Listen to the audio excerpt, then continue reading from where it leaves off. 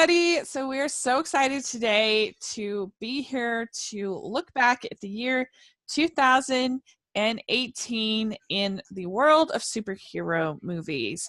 Superhero movies are some of the biggest movies of that get released, the biggest blockbusters, and so it's kind of interesting to sort of look at them as a whole and talk about them. And I'm Rachel, and I'm joined by a really great panel. And let's start with Justin. Thank you so much for coming and being on the podcast. Thank you very much for inviting me yesterday. And hello, I'm the Bostonian critic, and this is my first time doing like a podcast with Rachel Wagner, who I met in 2016 with the Ratchet and Clank review. And for over a year now, I've been a YouTuber, but I've basically been the Bostonian critic for the last 3 years because I've been mostly doing Facebook videos. Yeah. So before we do begin, I want to take this moment to say, I'd like to rest in peace to Stan Lee, who is one of the greatest people alive. Agreed. So a moment of silence really quick. Yeah. And now we can... thank you very much again for inviting me, and I was actually looking forward to doing this. So, I'm glad you brought up Stan Lee. That was very, very true. He was a really, the world wouldn't be the same. And how many people can we say that except for maybe George Bailey? We can't say that about very many people.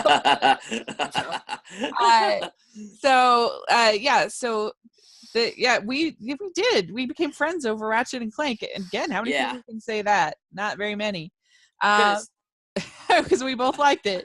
Because the thing is, I don't mean to interrupt, but the thing is, I was looking at the reviews for it because I'm a fan of the games. And I'm like, no, it can't be that true. And then I found your review, and you liked it, and I'm like, all right, good. But the only one that didn't like it was my brother. He actually hated it. No offense. A lot of people didn't like it, but we liked it. But I personally loved it, to be completely honest. And I still have it on Blu-ray anyway, and I did an unboxing video for it. I never saw it. It's really not that bad. Just like give it a. I'll take your word for it. Yeah. So, all right, moving on. So Larry is my friend. So my friend Larry is also here to talk about superhero movies.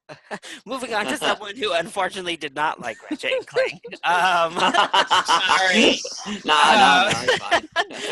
Yes. Hi, I'm Larry from LC Screen Talk, and I'm super excited to talk about some super movies today. Yes, thank you so much. And then our last guest is Ryan. We've been friends on Facebook and stuff for forever. And so this is the first time you coming on the podcast, and thanks so much. Thank you so much for inviting me, Rachel. How's it going, everyone? Ryan here. Yes, it's me, the one, the only, and I stand before you today to talk about all the superhero films that I've seen on Rachel's podcast. Thank you so much for inviting me, Rachel. Thank you. All right, so let's dive in for the first big release, huge hit was Black Panther.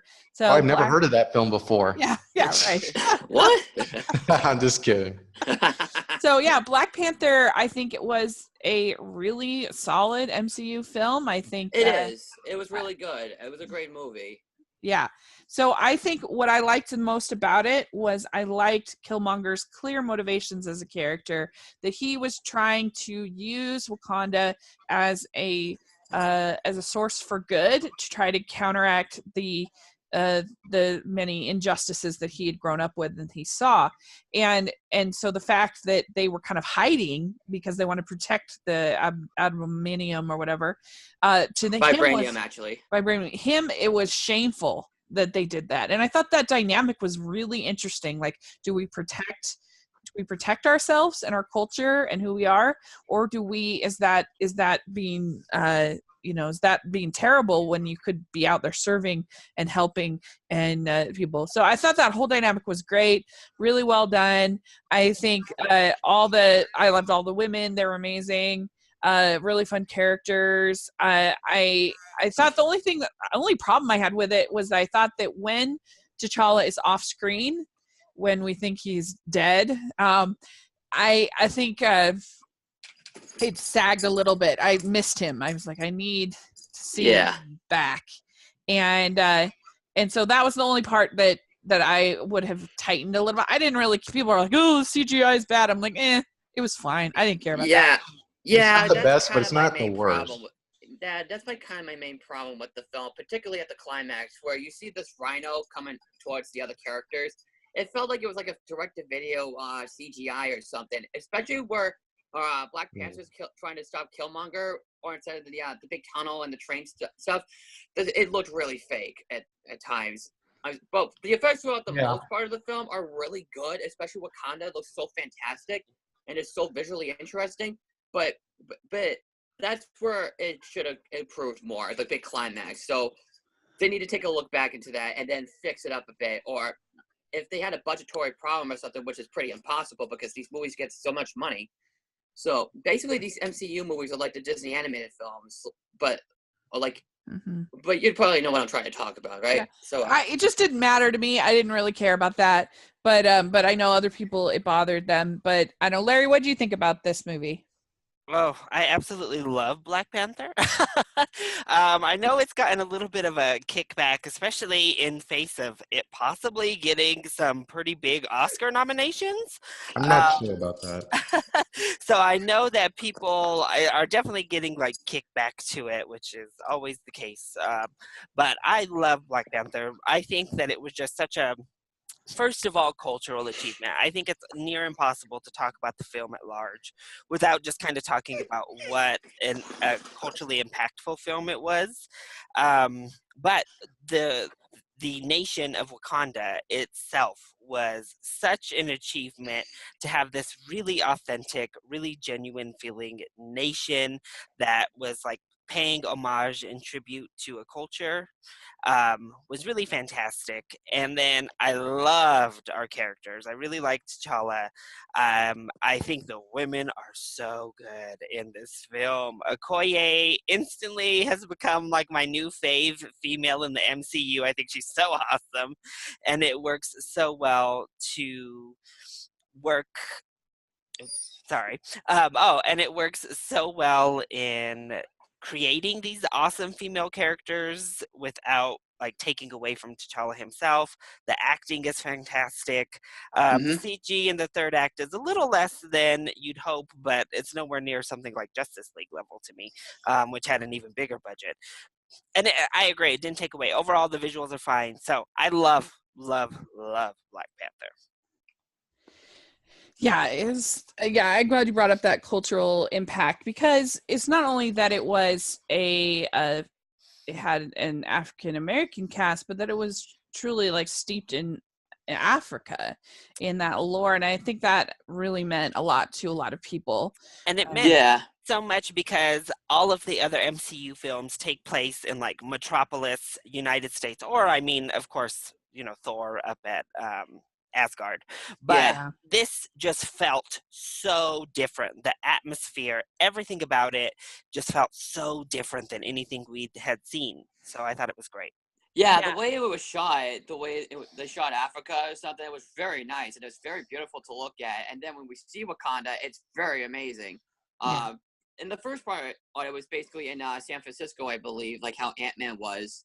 And then we see the rest of it in Wakanda, and then we go to was it North Korea that they went to, or South Korea? Yeah, it was something like that. Yeah, when they're trying to stop Andy Serkis's character from Age of Ultron, which I actually thought that was kind of cool that they brought him back into this movie, because Andy Serkis is really good in these movies, especially when he was like this captain in that Steven Spielberg movie. What do you call it? The Adventures of Tintin. It was kind of similar to that kind of character, but except like a villain form. Huh, interesting. Yeah, Ryan, what do you think of Black Panther? Black Panther is my second favorite superhero film of the year, and I absolutely fell in love with it when I first saw it. And one of the things that blew me away about it was the way they handled Killmonger, because I did not expect to love him as much as I did. The twist they did with him in the middle of the movie, absolutely, like, I was enjoying the movie like already, but the moment that twist, it just like hits the moment the twist happens in the movie, it just like hooked me from beginning to end. Even the parts where T'Challa isn't on screen, I was just so riveted by and I was enjoying all the characters. I just felt like the characterizations in this movie, especially the dynamic between T'Challa and Killmonger, were just so amazingly executed. Also, the scene that you brought up, where it takes place in Africa, when they first enter Wakanda, it looked absolutely amazing. It reminded me like an African Blade Runner or something like that. Right. That's a good. Yeah, that's actually a way good to point. describe Actually, it. Yeah, that's a good way to describe it. Yeah, I absolutely love Black Panther. One of my favorites of the year. I love the themes. I love the culture. I love the story, the characters. It's one of my favorites so far. Yeah, it was really, really good. And it really helped to kind of solve, maybe not solve, but definitely bucked the trend of Marvel villains. And I think maybe that's why it's also been so impactful. Definitely. right. Killmonger is definitely top tier Marvel villains, and really I would argue superhero villains to this point with that motivation. Yeah. Can I say one thing actually? Yeah. Didn't this movie kind of felt like a live action? Well, almost felt like a live action version of The Lion King. Like particularly the way it looked or something, like and the way it's storytelling or something. I heard some people say things like that. I mean, The Lion King has such timeless themes that I feel like you could almost say that about like a million movies. Be like, oh, it's like Lion King, but I think it's a little bit of a stretch, but I can see it, I guess, a little bit too. But yeah, it was just really strong, and I think that you really felt like Wakanda would have been okay with either of these people ruling, which is crazy for a superhero movie. And I don't know. I mean, he definitely took it to a dark place in certain ways. Like he wanted to be a little bit too active and too offensive. Yeah, offensive. Yeah, that's a good word for it. But he was really good. It was really good, and the fact that he was played by Michael Jordan. Oh my gosh, Michael B. Jordan. Yes. Oh, and Stop it. Yeah, get some help. I was in love with him. Let's just put it that way. I said it before. I didn't know that like bumps all over your skin could look so good. I don't know what's going on here. Yeah, I know, right? No, but can we just highlight a couple of shots in the film too? One is when Michael B. Jordan's Killmonger kind of comes to take that throne, and that amazing like upside down rotating shot that happens. Yeah. The symbolic shot of what's happening to Wakanda. I also loved the one take Ryan Coogler brought to that casino fight as we follow like Okoye throwing down from the upper level, and we follow it to the lower level, back up, like out the door to the car. It's just as amazing. Also the music, I don't think we touched on the music. Yeah. The music is fantastic. It did. Much right. Very good. All right. Well, let's talk about Deadpool 2. Oh, yes. Yes. I love Deadpool. Deadpool 2. Technically, Rachel saw funniest. So I saw this as the Once Upon a Deadpool, which is the PG-13 version, and I didn't like it at all. Like, I don't know how much they changed things around or what happened, but I thought that it was kind of boring. I didn't think any of the action was interesting. I really thought that the Hunt for the Wilder People guy was terrible. Like, his acting was not good. And I don't know, it just... Did anyone see the Deadpool 2 and Once Upon a Deadpool? Because I only saw Deadpool 2. I only saw Deadpool 2 as well, and I have the super duper cut on Blu-ray. I only saw Deadpool 2. I never understood why it has so many cuts. Like, it's Deadpool 2. Why do you need all these cuts? Yeah. Disney, I guess. Well, no, they're probably scared that Disney is going to not make the third one. So might as well milk it for everything it's got now with Fox. Once Upon a Deadpool was an interesting experiment. And I personally, I think it could be an interesting thing to do.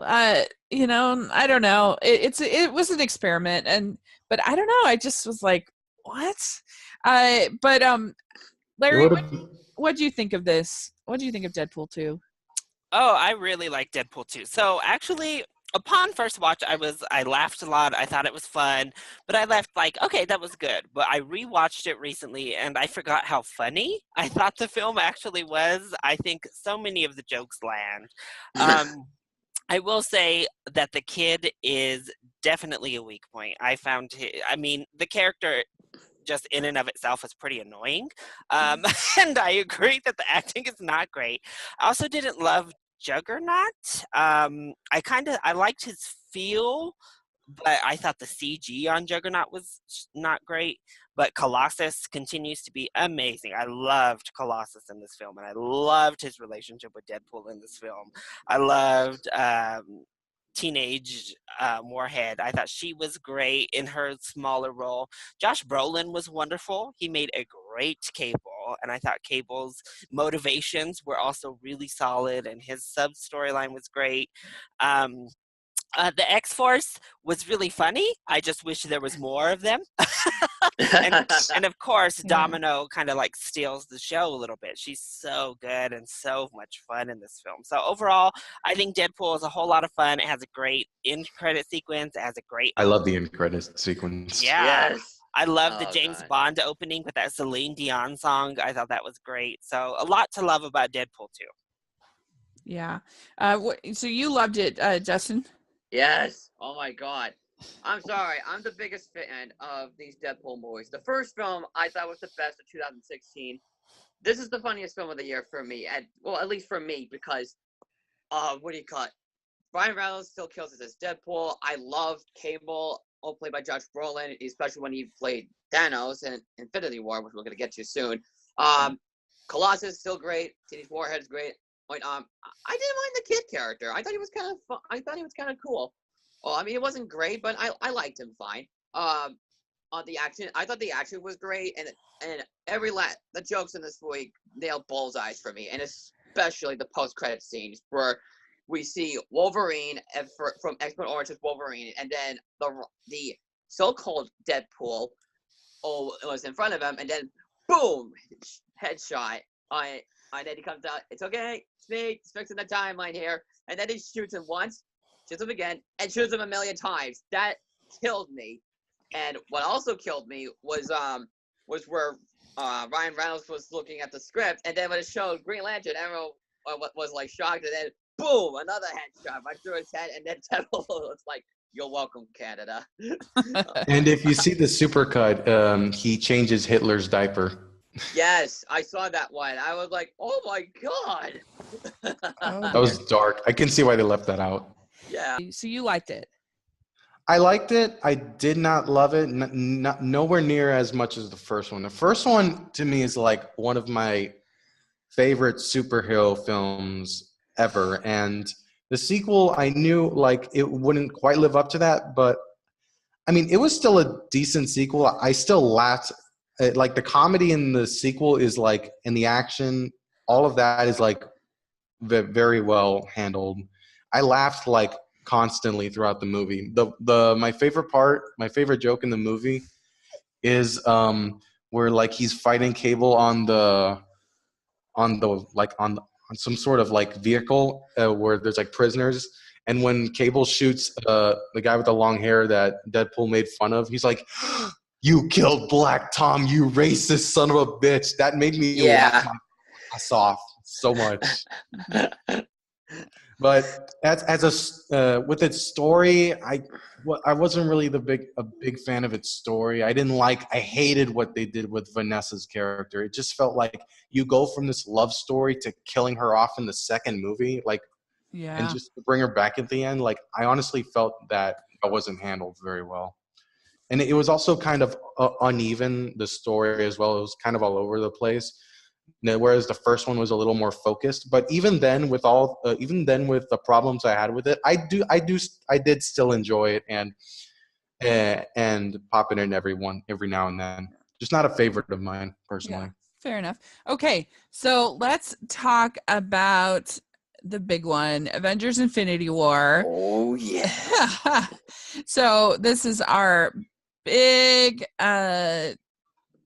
gathering, I guess, team up of all of the heroes of the Marvel Cinematic Universe. And so I know people think that I hated this movie, but I didn't. I liked it. I liked all of the team ups. I thought that they did a really as good a job as you could possibly do of like balancing all of these characters and giving them all like little moments to shine for the most Right. part. And I thought that I liked the little couplings that we got. Like I loved Thor and Star-Lord together, that they were great. I really liked Tony and Doctor Strange, I think, are a great combination. So those are some of my favorite parts. I thought most of the action was really cool. I liked how tough the henchmen were for them. Not even just Thanos as being a tough villain, but his like henchmen were really hard for the Avengers to defeat. Even just them, which I think that was, that gave the action scene some weight, because I mean it took 3 Avengers to defeat, 3 or 4 just to defeat these henchmen, as opposed to like movies like Age of Ultron where the henchmen are all just like mindless, sort of droids. I thought that was really cool. I think it looked really cool. My only problem, and everybody knows, I just didn't like the ending. I thought it was really manipulative, and I thought that they were trying too hard to manipulate emotion, that it kind of irritated me, and I felt manipulated. I didn't like it. And I think it'll be fine once I see the whole movie, once I see both parts. And I don't feel as kind of like, to me, I just don't like it in movies where I feel like the director thinks I'm stupid, because I know that these people aren't dead. Like, I'm not an idiot. And so like, because I know that we're getting a Spider-Man movie, we're getting a Black Panther 2. Like, I think if they had picked the older characters to kill off, that would have felt more believable to me, as opposed to these new characters. Like, you're not going to kill off Black Panther, who just made $1 billion, $1.5 billion. Like, that makes no sense. And it just took me out of the moment, because it was just too much. It was too over the top for me. It was too manipulative. I didn't like the ending, but for the most part, I really enjoyed the movie. I thought it was pretty good. So, I don't think that was the Russo brothers' intention, to make you feel stupid. I just feel like they were supposed to affect the characters, and but I can see where you're coming from. Yeah. So Justin, I just wanted to mention one thing. It wasn't really like mindless droids in Age of Ultron, because Ultron was controlling each and every one of them. Just wanted to bring that up. Yeah, but like, just in the like, there were no match for the Avengers, whereas I felt like these henchmen were like very hard. They were definitely a much bigger threat. And so that I liked. I thought that was cool. But Justin, what did you think? It's my favorite comic book movie of this year, honestly, because I loved every single minute of this movie. I loved the chemistry of these characters and the relationships. Thanos was easily the best thing in the entire film, much like how Josh Brolin killed it as Cable, kills it the best as Thanos, and his motion capture is fantastic. The action scenes are great. The music by Alan Silvestri, who did Who Framed Roger Rabbit, did a great job with this one. What do you call it? The special effects are so fantastic, and the big climax is one of the best fun climaxes I've seen in any of these movies. Of course, the ending, maybe it was a little bit manipulative, but to be honest with you, it is a 2-parter movie, like how the Deathly Hallows movies were. So, yeah, you kind of have to remember that. Yeah. I will admit, I did I did kind of cry when Spider-Man was about to fade away. My brother kind of did too, oh my God. Yeah, I also thought it was executed in kind of a confusing way. Like, why are they? Because that's not a normal way to die. You don't die being dissolved. Like, right. So that was sort of confusing, and but I think the most emotional part was was Spider-Man, for sure, of any of the deaths. Right. Yeah, I agree with you there. Overall, I may consider it as one of my favorite films it's ever made, because this is my favorite comic book movie of all time now. Well, we'll see what happens when Endgame comes out. So I don't want to consider it yet, because this is supposed to be a 2-parter movie. So let's just wait and see until the near end of April for that to happen. So Larry, what do you think? Overall, I really enjoyed Infinity War. I think it's number 3 on my list for comic book films for 2018. I also had the most problem with the ending. That was my least favorite part of the film. For part of the reason Rachel said is just that I mean, I don't know, when there's not really a stake to what you just watched, it's a little bit like meh. But also because it also did remind me, oh, we're only halfway through his story. So I guess it did have its own wrap up, but it was still a reminder of, oh, we're only halfway through and we have another one to come. But overall, I thought the film was really well done. Thor is my favorite Avenger on the team, and this was like a shining opus for Thor to me. I thought he was so great. I loved all of the character development he got throughout this film that culminated in his like arrival to Wakanda, which was amazing. I did also love Spider-Man. I think Tom Holland is great in the role. He was wonderful in this film. Robert Downey Jr. was really strong in the film. I thought Doctor Strange really got a lot of time to shine in this movie as well and got some amazing sequences. So there was a lot to really love. I agree they balanced all of these characters so well. I love how they inverted the Avengers theme into a much darker tone. I thought that worked really well.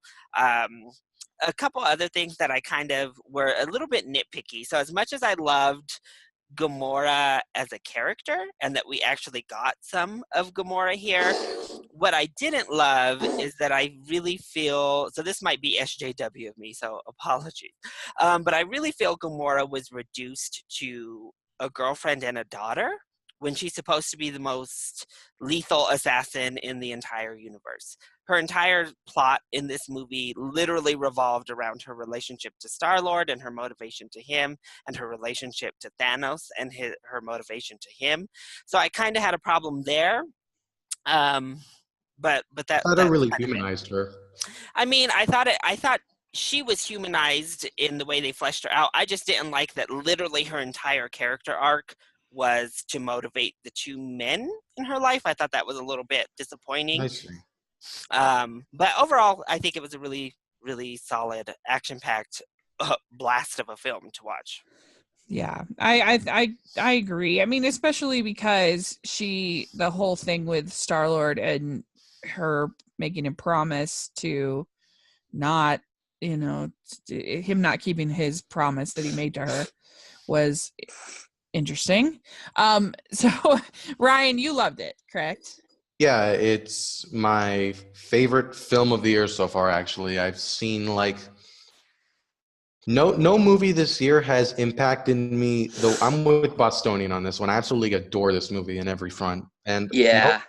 no movie this year has left an emotional impact on me the same way Infinity War did. Like the way they handled Thanos was like the most they execute his character in such a complex, in such a meaningful way where like even though like you clearly don't side with him, like he just like I just feel like Josh Brolin does such an amazing job like portraying Thanos's character and how he interacts with all the other Avengers, especially with Tony, man. That scene with Tony and Thanos was like amazing.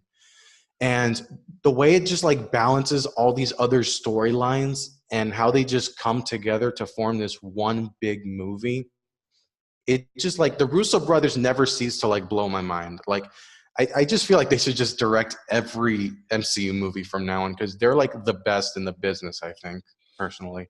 Yeah, they're really talented. There's no doubt about that in my mind, at least. So yeah, it was great. All right, let's move on. So we have Incredibles 2, this long-awaited sequel to the first Incredibles, and I loved it. I thought it was great. I thought really it was a movie about how hard it is to be a parent, how hard it is to be a dad, and I like the fact that that Mr. Incredible he figures it out. He figures out being a parent. Like it's hard and it's stressful, but I just thought it was actually a really well written character arc, I thought. And I thought that all the new superheroes were a lot of fun. I like Void especially was great. I liked all the action and I thought it was really funny and I just really enjoyed it. So Justin, what do you think? What? Are you Sorry. there? Yeah, I'm there. What do you Sorry, think something of happened. Incredibles 2? I personally thought it was just as good as the first one, honestly. Yeah. Oh my god, probably both Incredibles movies are my favorite Pixar movies. Uh, the animation in this film is just as good. The music is great. The characters are great. And it's hilarious. And it's a bit darker than the last film. What do you call it? If I did have one small gripe with the film, it's probably pretty common for everybody. It's the villain. Well, not a bad villain. It's pretty interesting villain with an interesting backstory. But let's just say that Syndrome was the way better villain. He was hilarious. Jason Lee, who did a great job as the character, because his voice was so good. It is so matches the character. Even the voice acting throughout this entire picture was beyond pitch perfect. Like, I mean, it didn't feel like anyone got old or something. And so, the parts with the baby, oh my god, I laughed so hard at that scene when I first saw it on the big screen. So, Yeah, for sure. I also love the scene where we see Edna, or I was really, really waiting for that to happen, and then we see her, and then she gets acquainted with the baby, and then she starts to love him. And she basically calls her Auntie Edna. If you've seen that short, Auntie Edna, which is almost similar to Jack Jack Attacks, but I didn't know that was it's a bit different. Yeah, it's on the Blu-ray if you ever get it. It's pretty funny. Yeah, I agree. Larry, what do you think of this one? I think we can always use more Edna mode in our lives. But I also really enjoyed Incredibles 2. I think it's pretty right on par with the original, right up there with it, if not on par with it. I loved the character development that we got. This was a really focused in on being a character study and developing both Mr. and Mrs. Incredible. I love that Elastigirl got to kind of take the reins as the actual hero in this situation, and then we got to see Mr. Incredible be a hero as a dad. And I think that's such a cool message to kind of send, like, you're still a hero, you're still important, you're still vital when you're a father or you're a parent in general. I thought that was just a really great message to send at large. I enjoyed Frozone getting some more time. The action in this movie was just really beautiful and amazingly animated. The score was fantastic, taking off of the themes from that first score. And yeah, I think it all works. I agree. My biggest kind of complaint overall for the film is that the villain is predictable. I think you can kind of see who it's going to be the first time she walks on screen. My mom was that first like that. dialogue. Yeah, I kind of called it pretty quickly. And then when we are going throughout, her motivations are a little bit thin for what they could have done with this type of concept, but it's a minor kind of gripe in an otherwise really strong film. Yeah, agreed. Ryan, what do you think?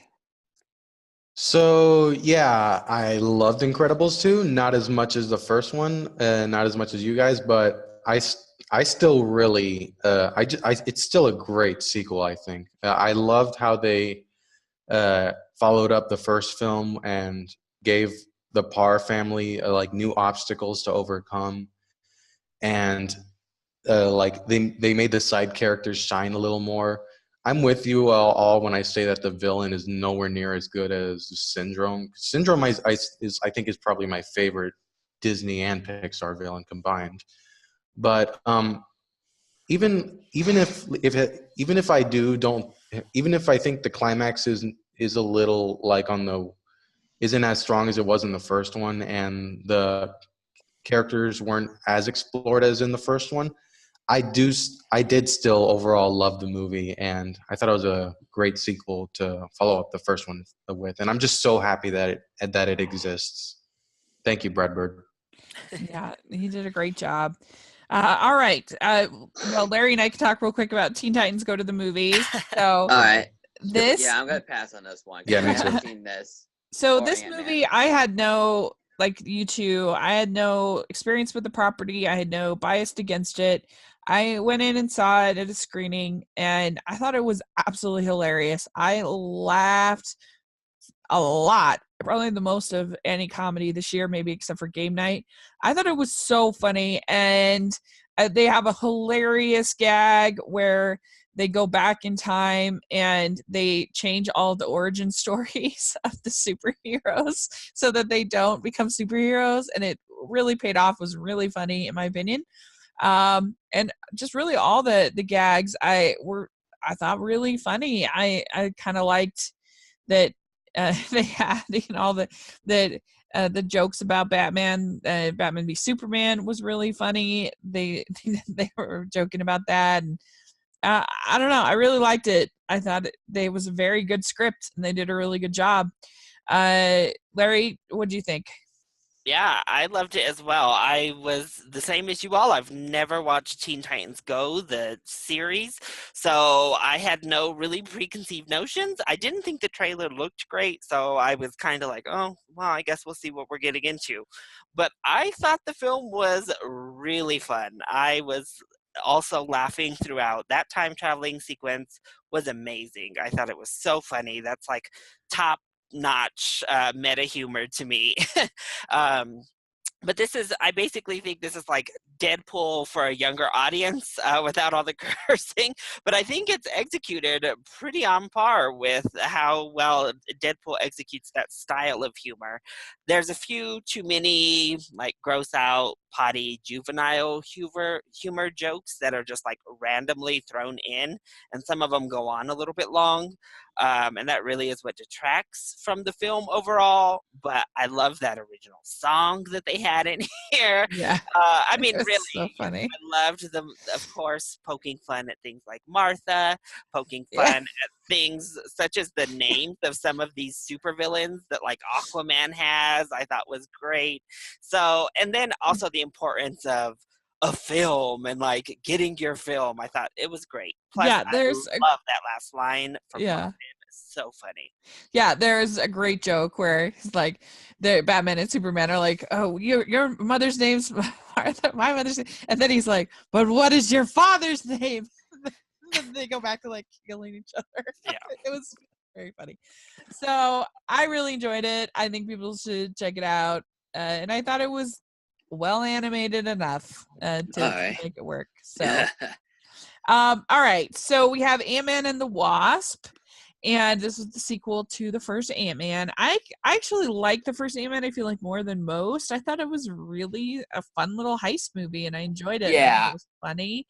And so then the second one, I was actually not a big fan of Evangeline Lilly in the first Ant-Man, so I thought she was pretty wooden and bland.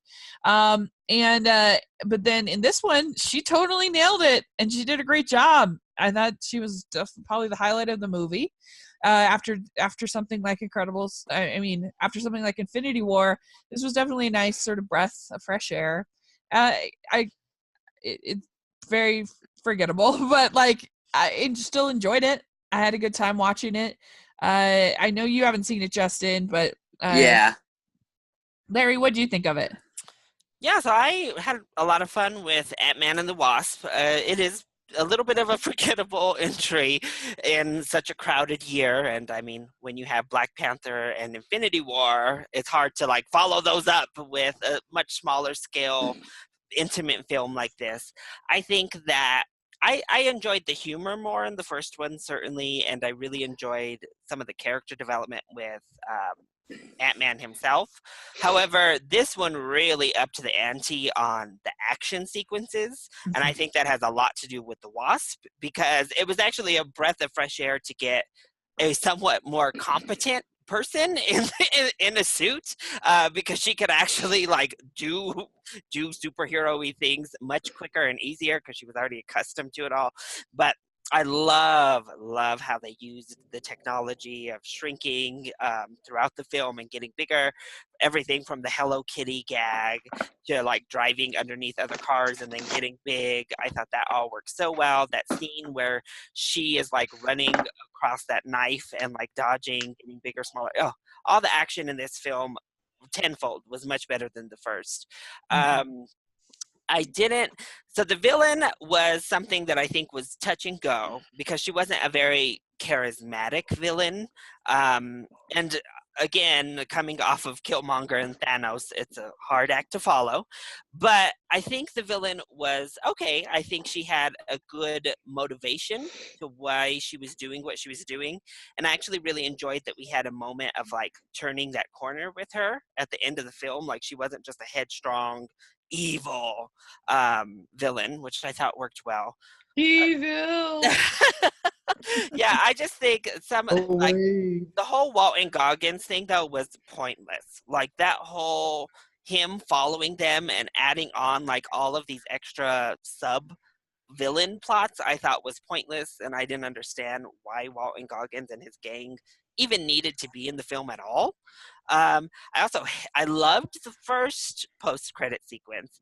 I hated the second post-credit sequence though, mostly because they literally showed a post-credit sequence in the trailers with that ant drumming. Yeah. I was like, why Better would than you put Spider-Man this? Homecomings. Why would you put this in the trailer if it's just a post-credit sequence? I don't understand. But yeah. Yeah, like why not have a little? I was shocked that they didn't have a post-credit like Captain Marvel thing. I was really expecting that. Yeah, I don't know. I thought, like I said, I thought the first one was great. Tie it into Infinity War, so we know where we're going there. But that second one was like literally a throwaway. That I was like, oh god, put this as an extra on the Blu-ray. Like, what is this? Yeah, I agree with you there. What did you think, Ryan, about this one? I really liked Ant-Man and the Wasp. I don't love it nearly as much as the first one, but as a sequel, it was pretty good. I mean, I liked what they did with the story. I just wish the story was like a lot more focused because like there was like so much other crap going on when they were just trying to find the Hank Pym's Hank Pym's wife, which I thought like was the strongest part of the movie. The comedy I also thought was pretty good too. I laughed quite a bit. Michael Pena still steals every scene he's in. I'm with you. I'm with you all. It's like it's not my favorite MCU movie. Definitely not as good as Black Panther or Infinity War, but I still think it's a solid sequel. Just not top tier MCU for me. Yeah, it's serviceable, I think. Yeah. So yeah, I wanted to mention real quick a little if people want to watch a indie superhero movie, you check out an anime called My Hero Academia, the movie. It's based on the there's a anime series, but they do a really good job of immediately in the first 5 minutes updating you on what the series is, so you know what all the characters are, and it's kind of like a Sky High. It's about this high school. I heard of the show, but I've Yeah. never really seen it. But I do like Yeah, the me designs neither. of the characters, like Froppy. Yeah. Oh, she's really cute. Yeah. Oh, and but that's all I basically know. And the boy's mother, Inko, I believe her name is called. Oh, and, Yeah. She's like adorable. Yeah. Design. Yeah, the characters were really good. I thought it was well written. Like each of these characters has what's called a quirk, and that's what gets you. It's kind of your superpower, and that's when you get sent to this high school that's for it's the My Hero Academia. And I just thought it was really charming. I thought that it had some heart to it. It was well animated. So if you feel like something different out of the box, check it out. I think you'd like it more than you might expect. So that's my little plug.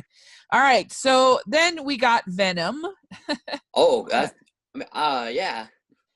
Yeah. So then we got Venom, and so Venom was the No, wait, no. Don't you mean Venom? yeah.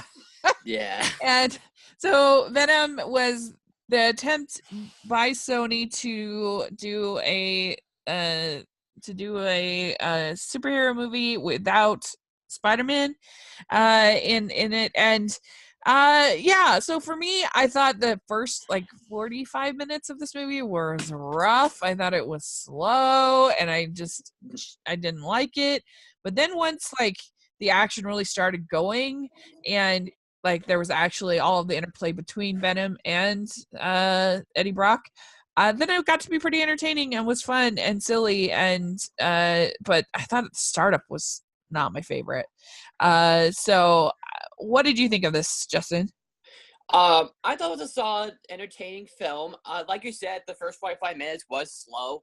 Oh, but I didn't mind. It was fine. But then when he gets the Venom suit, that is where things start to get pretty great. But the movie stuff is not great. But when it does go to the actual Venom scenes, it's a ton of fun to watch. And some of the best action I've seen for like a spin-off movie. And I love the relationship between Venom and Eddie Brock, and Tom Hardy is fantastic as both of them. The effects are pretty great. But what kind of confuses me about the film is that now here's the thing.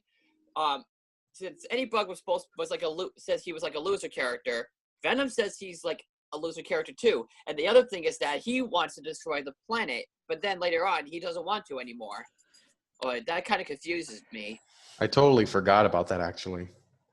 And Yeah, he just I guess cool he sort of thing tames Venom, like Eddie Yeah. Brock's humanity kind of. I don't know. It was kind of convoluted and ridiculous, but yeah, but That's a bad symbiote. yeah. Go home. so, Go to your room.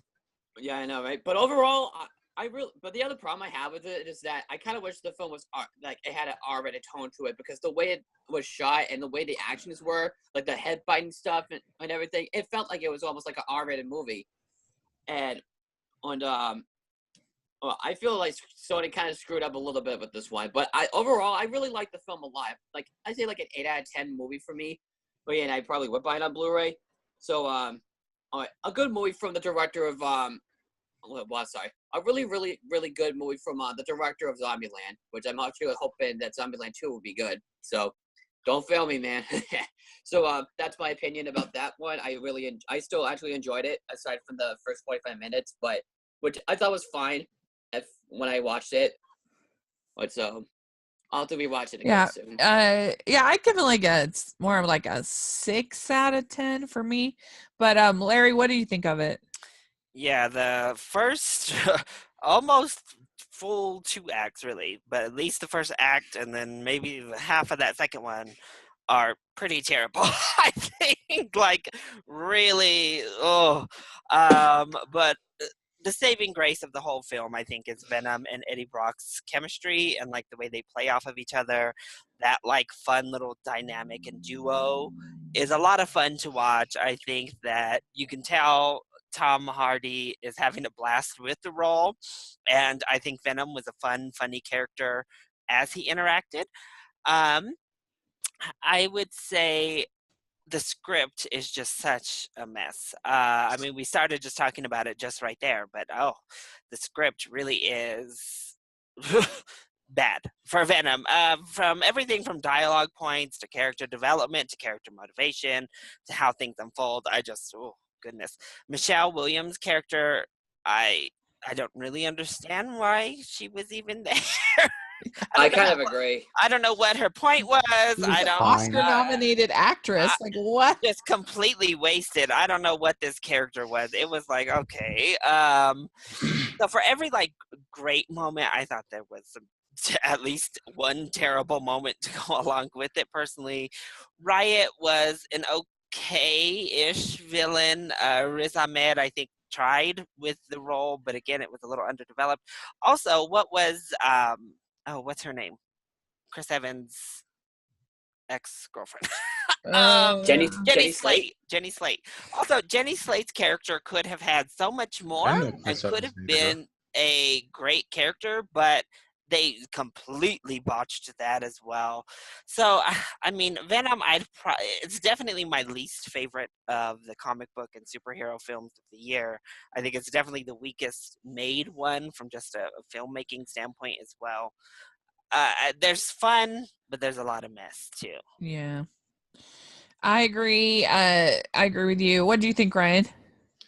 So Venom, honestly, it's in one of those guilty pleasure type of movies for me, where like I know it's not good, but it's just like so ridiculous and it doesn't take itself too seriously that I just couldn't help but enjoy it. There's like so many moments that just like where I just like turned my brain off and just went on for the ride, because like the symbiote, however you say it, with Tom Hardy, it was just like it made me laugh every time. The lobster restaurant scene had me dying, and I wasn't sure if I was laughing or not. It was just so dumb. My favorite scene in the movie would definitely have to be the elevator scene where Venom's like jump, and he takes the elevator and he goes pussy. That made me Yeah, that made he was me laughing laugh at my me. ass off. It made my entire theater like laugh and clap too. But yeah, I'm with you. The first act is terrible, but the moment he becomes Venom, the movie starts to get better. The villain is terrible too, but What'd you give it out of 10? I'd give it a 5. I don't think it's like a terrible movie, but definitely not a good movie. But it's like one of those movies where like I know it's not good, but I can still enjoy it because it doesn't take itself too seriously. And as a Venom movie, it's fine. That's all I got to say. It's just a How did meh. how did everybody feel about the Venom Eddie Brock makeout sesh? I didn't know what to think So about it. ridiculous. It's like, what? Oh my god. I'm like currently like Yeah, things that didn't need to happen in my life. But it was wacky. So that's how herpes is done. Yeah. So all right. Well, let's talk about Aquaman. That's next. I have to pass on this one sadly because I haven't seen it yet as well. Okay. So Aquaman, I thought was super boring. It wasn't for me. I know, I'm super lame, but I thought that it did everything that Black Panther did. It's almost the exact same movie. The story is almost exactly the same, but Black Panther did it way better and was way more interesting. I thought that all of the Atlantean political dialogue was so boring. I wanted to die. I did not care which fish person was ruling Atlantis, whether it was William Dafoe's character or Patrick Wilson's character or the other characters, Dolph Lundgren. I didn't care. All that dialogue was super boring. I thought that the starting with Nicole Kidman's character was pretty decent, pretty good. I could have used more of her in the movie. Everything involving her was my favorite. Yeah, I thought that there was some fun banter between Mera and Aquaman, even if they're not like the greatest actors in the world. They were pretty fun. I thought the Jason Momoa was pretty good. I thought the Black Manta was the worst. I hated him. He was so boring. I thought that the action was actually really boring. I thought that it was just like crash into a wall, then fight, crash into a wall. Like, what is left of the DC world that hasn't been crashed into? Like, there are no buildings left. Like, it's ridiculous. And I don't know. I didn't like it. I know other people liked it, but overall, I just found it tedious and really long. And yeah, it wasn't for me. Well, at least Wonder Woman was great. I love Wonder Woman. I love Wonder Woman more than most people. I just thought it was amazing, but this just wasn't for me. I love Wonder Woman. Me too.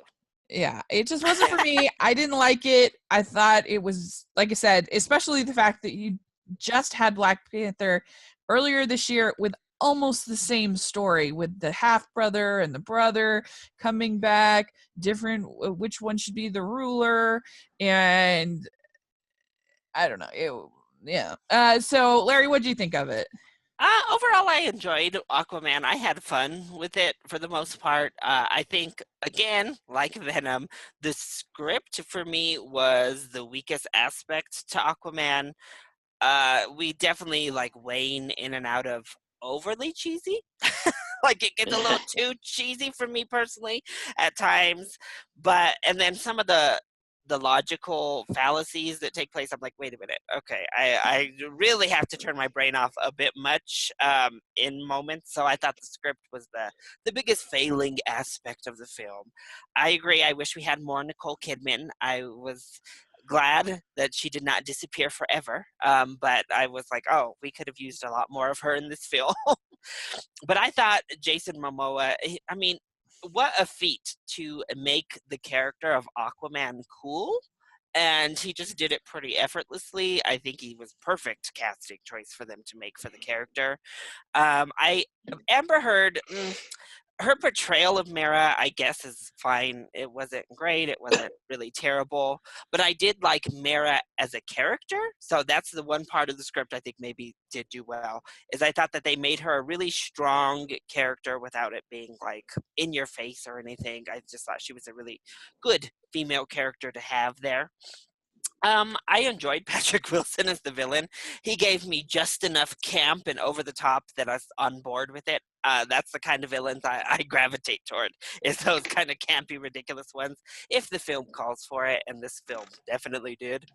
I liked Black Manta. I thought a lot of the action worked for me personally. The Italy scene I thought was fun, other than like Mara and Aquaman eating roses, and I mean that segment. I was like, I mean, roses are edible. well, it was just a very weird. I was like, what the heck? Why did we have to go here? But the sequence I loved the most was that final battle, because it was just so over the top and fun to have these like little crab people like fighting the sharks with the lasers on the heads and all these. I was fully on board with that. Just ridiculousness. It was a lot of fun to me. The visuals for the most part were really good. The world building of the whole Atlantean kingdom, the 7 realms, the 7 kingdoms, was really strong overall. Some of the effects, like the green screen stuff, still not DC's strong point, but I can forgive this film more than others because it's much harder to do it underwater. So they had a much more difficult task to create this world. I also wish that this had taken place between like Wonder Woman and Justice League, because we reference back to Justice League in this film when he and Mara are talking, and it kind of gets you to that point of, well, now that Orm is assaulting the full planet, we see it on the news. I mean, would it be that much to ask for like Wonder Woman and Batman and all the others to come in and be like, no, Depends how long they can breathe underwater. Yeah. I mean, I guess, I don't know. I'm like, can't Mara put a bubble around their head or something? I don't know. But Give him a SpongeBob helmet. give him a SpongeBob helmet. I don't know, but if he wanted to like launch an attack on the surface world, the Justice League would be there. Yeah, so Aquaman is fun. It had its faults. It had its campiness that was good. It had its cheesiness that was bad, but I had fun with it. Wait, did you liked all that political dialogue? I don't mind it as much as you did. I was like, I was fine with it. I was like, Phantom Menace taught us political talk in these blockbusters is death to me. It's a far cry from the Star Wars prequels. Even just in political dialogue, I was equally uninterested. At least they weren't staring at screens for you, Rachel. Mini-chlorians. I don't know. I hate it. I didn't hate it, but I thought that political dialogue was death. It was so slow to me. But anyway, so Ryan, what do you think of it? I honestly was pleasantly surprised by Aquaman. I didn't mind the exposition as much as you did, because honestly, I actually kind of think it added to the villain's characters. Also, I also think that the villain in this movie is one of the things that I will give Aquaman over Wonder Woman, because Ares I don't really like as much as a villain, but I just felt like even though it does have a lot of similarities between this and Black Panther is definitely the better movie, I do think that Aquaman is different enough and feels different enough where I could get on board with like the world building. Atlantis looks amazing. I mean, it kind of looks like Avatar. You can kind of say that, but it just looks absolutely gorgeous, and all the creatures and the Atlanteans. It just looks amazing. And the action I actually thought was pretty entertaining too. I like how they fleshed out Aquaman. Jason Momoa does a great job. I really love the way it began. It really like set the mood for the movie, and the way it concludes was like I thought it ended on like a really good note. So it's not really my favorite superhero movie of this year. Not really that close, but We all I agree that it's way too long. That movie should not be 2.5 hours long. I didn't think it was that long, honestly. Rachel.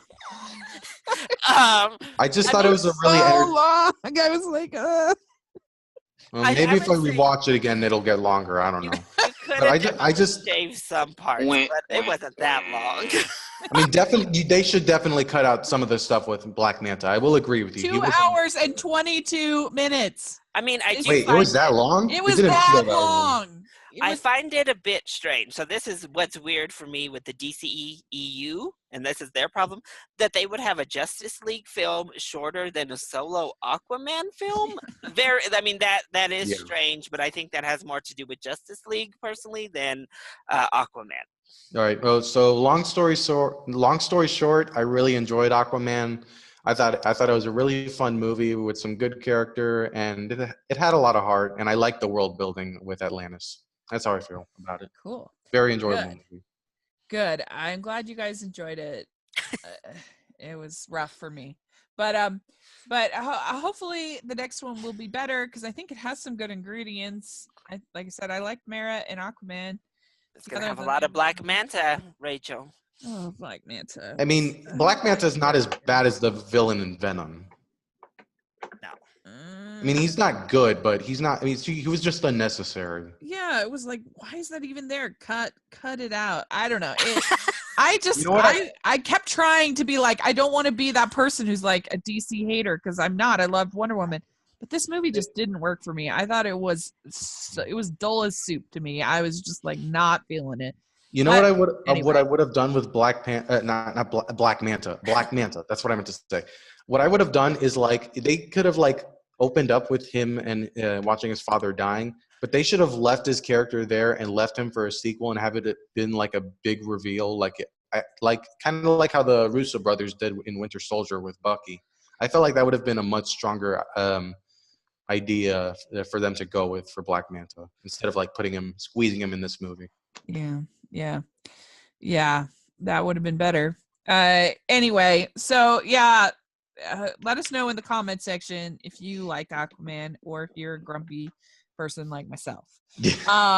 So all right, last one. We have Spider-Man Into the Spider-Verse. And yes. And so this movie I was pretty hyped for it when I went to see it. I tried to kind of hold back, but when I saw that preview at the end of Venom, it was my favorite part of Venom, and it blew my mind, and I was just like, oh, and it was just so incredible on every level. I love the animation. I love the character of Miles Morales. I love the story of him, meeting with all of these alternate dimensions of Spider-Man. I thought that was brilliant. I loved how each of the Spider-Man had their own animation styles and own flow, yet it all worked together, own style of humor, and I loved all the voice acting. I loved the music. I just thought this movie was brilliant. I think it's a real game changer for animation, the way it merged 2D and CGI together in just such a fluid way. I loved when he was swinging, whenever he all of the sequences as far as the action were just beautiful. It's brilliant. I think I love it. So what did you think of this, Justin? I placed this number 2 for best film of the year, along with Infinity War, because my favorite film of this year is Ralph Makes the Internet. Yeah. So for Spider-Man to the Spider-Verse, this is easily the best Spider-Man movie since Homecoming. Like you said, Miles Morales is really great. I love the grown-up Peter Parker in this movie, and his voice was great. The voice acting is so good. What do you call it? The animation is very revolutionary. It's so beautiful. And it's very well crafted. The heartfelt moments are very well executed.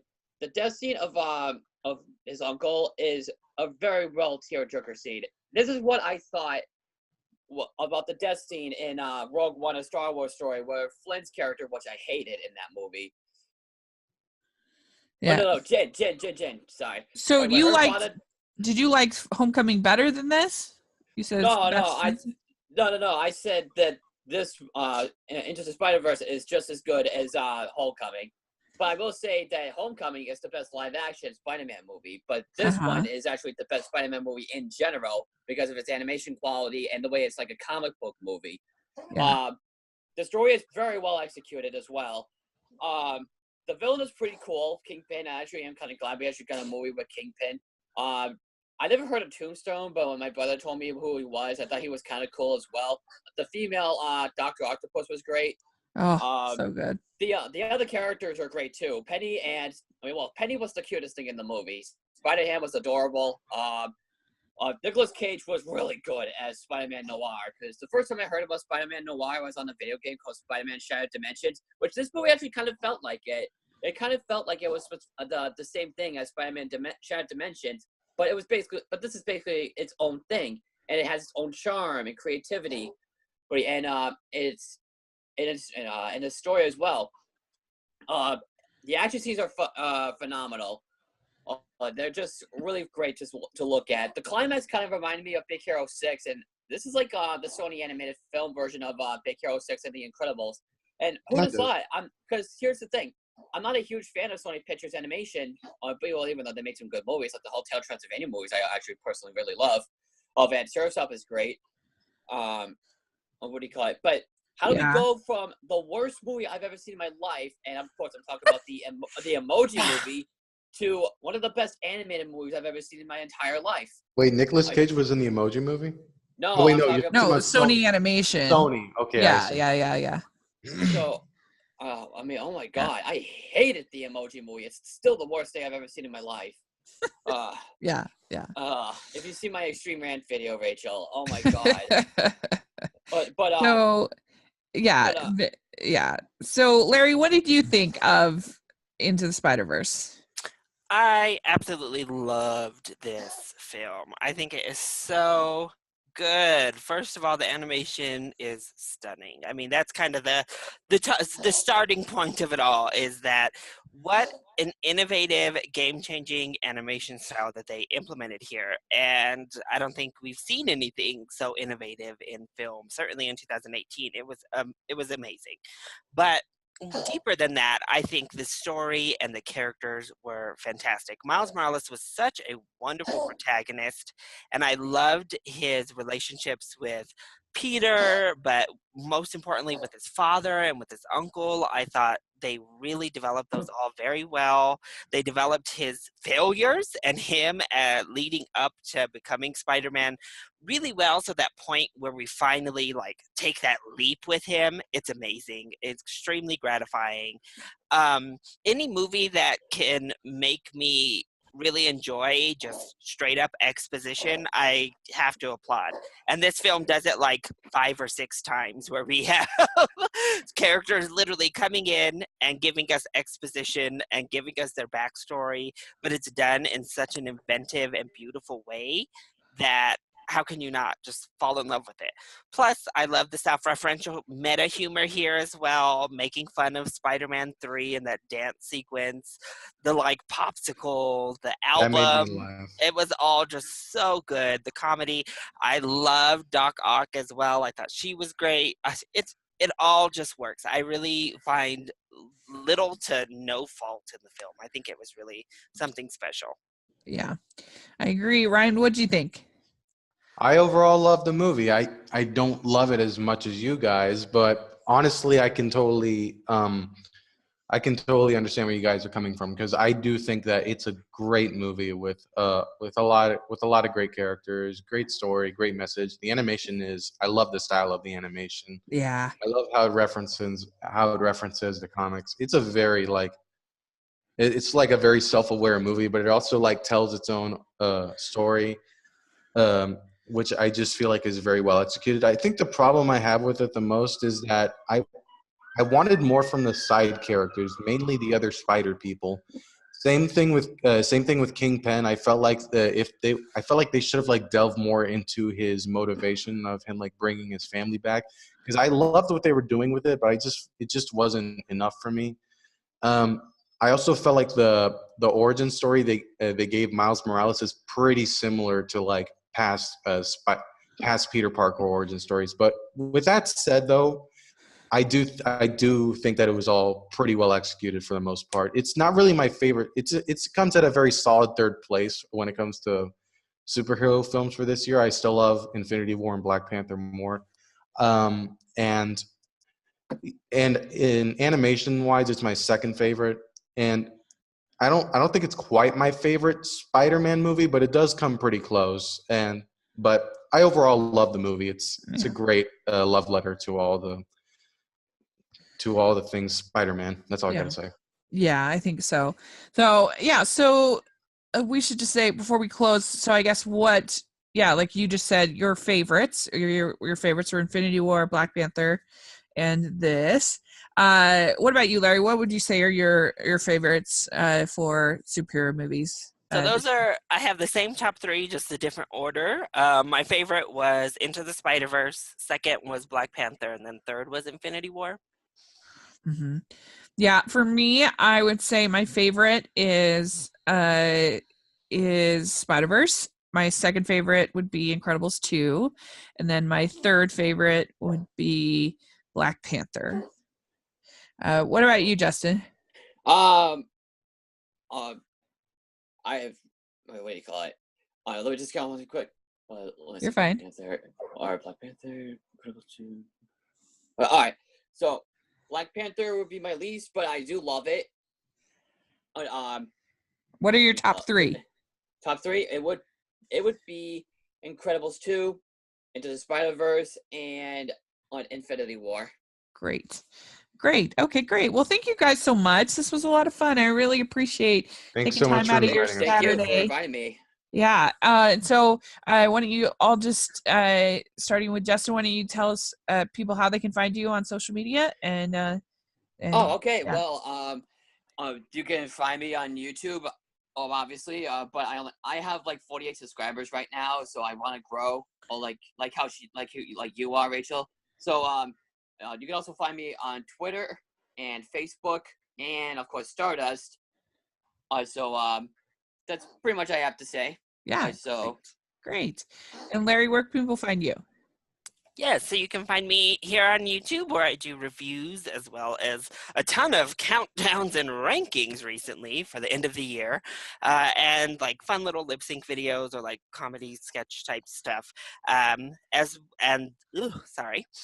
My handle here on YouTube as well as over on Twitter and Instagram, all the same. It's going to be LC Screen Talk. Very good. All right. And Ryan, how can people follow you on social media?